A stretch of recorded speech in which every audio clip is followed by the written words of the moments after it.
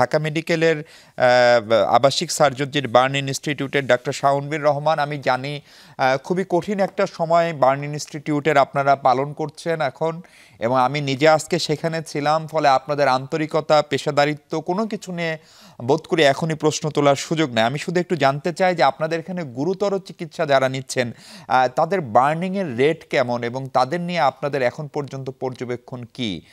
আমাদের এই শিশুরা কতখানি নিরাপদ আছেন, তাদের চিকিৎসার হাল হকিকত যদি একটু আমাদেরকে সংক্ষেপে জানান, যেটুকু আপনার মেডিকেল বা ইথিক্স অ্যালাউ করে। ডাক্তার শাওন। জি, সালামালাইকুম। আমি ডাক্তার শাওন, আবাসিক সার্জন, জরুরি বিভাগ, জাতীয় বার্ন এবং প্লাস্টিক সার্জন ইনস্টিটিউট। আমাদের এখানে শুরুতে 51 জন রোগী এসেছিলেন। ম্যাক্সিমামই আসলে ওই মাইলস্টোন কলেজের যারা স্টুডেন্ট তারা, এবং অ্যাডাল্ট পেশেন্ট আসলে কমই ছিলেন যারা কিনা ওই কলেজের টিচার। তো এই মুহূর্তে আমাদের কাছে এখন 45 জন রোগী আছে।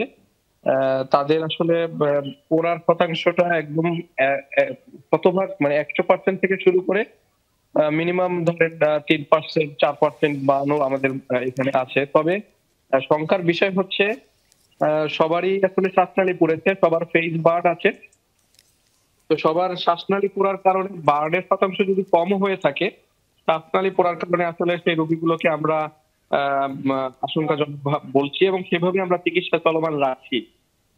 আর ম্যাক্সিমাম রোগীকে আমরা হচ্ছে যাদেরকে এই মুহূর্তে আইসিইউতে সাপোর্ট দেওয়া দরকার তাদেরকে আমরা আইসিইউতে শিফট করেছি।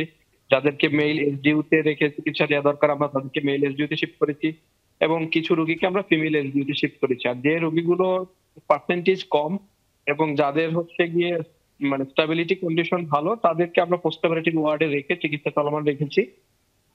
এবং আমাদের এখান থেকে 4 জন রোগী শিফট হয়েছে, 3 জন ঢাকা মেডিকেলে এবং 1 জন সিএমএইচে।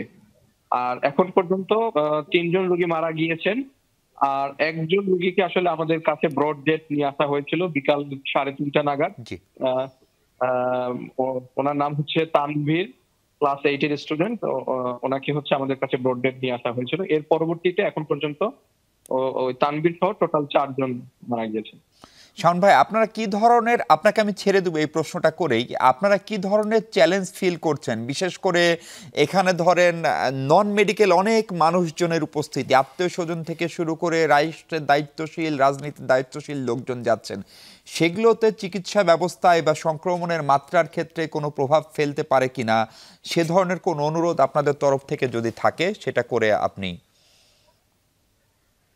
জি, এটা আসলে আমাদের বার্নের যে এই পেশেন্টগুলোর ক্রস ইনফেকশন খুব বেশি হয়, কারণ তাদের সারফেস গুলো ওপেন হয়ে যায়। সুতরাং আমাদের ভিজিটর রেস্ট্রিকশনটা খুব স্ট্রিক্টলি করতে হয়।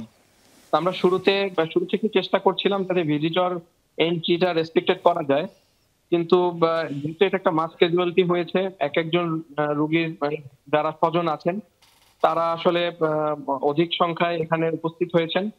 একই সাথে যারা হাসপাতালে যে রোগীগুলো ভর্তি আছে তার সাথে সংশ্লিষ্ট না, কিন্তু বিভিন্ন পর্যায়ের বিভিন্ন সংগঠন, বিভিন্ন সোসাইটি থেকে লোকজন এখানে এসছেন, যারা কিনা আমাদের যে রেস্ট্রিক্টেড যে পোর্শন যেখানে আমরা রোগীদের চিকিৎসা চলমান রেখেছি সেই সব জায়গায় প্রবেশ করছেন এবং প্রবেশ করতে চাচ্ছেন।